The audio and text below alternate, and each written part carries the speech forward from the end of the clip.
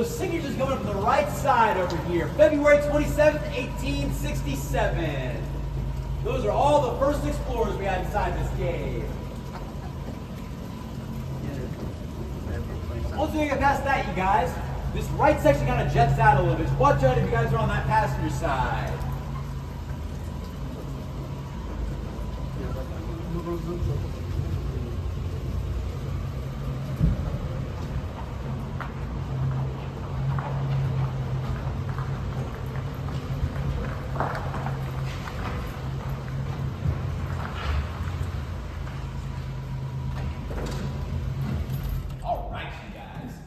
As I mentioned, after John Knox discovered this cave, he kept it a secret for about 5 years. And we're finally going to talk about why he did that.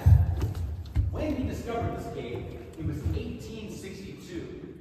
Does anyone know what was going on in America during 1862? It was the Civil War. Now, caves are important in the Civil War for a big reason, and that was called saltpeter. Now, saltpeter is something they would make from bat droppings. Yes, I know, bat poop. But inside of those bat droppings was a lot of nitrates they needed for something very specific. And they would get those out by taking all those droppings and putting them over the top of what we call a leaching vat. They would have taken a bucket of water just like this and poured it over the top, letting it kind of sift through all that material, and it would have came out the other side kind of a muddy slurry. Now, they would have taken that bucket of water and brought it over to a pot just like this right over here, dumped it on in. Now, back then they would have wasted their time whittling sticks or flint and steel, which I thought was pretty silly, because if they walked right over here, they could flip the switch and have fire pretty easily. So I think they'd rather do that than what they were doing back then. Now, if you burn off all that water, you're left with a little white crystallization on the outside that they called saltpeter.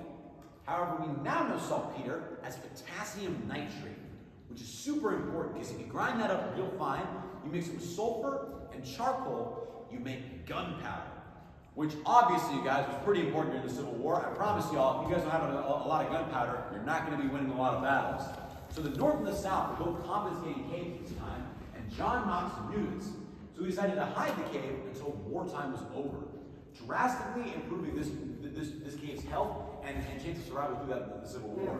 Because if either side had come down here during wartime, they almost certainly would have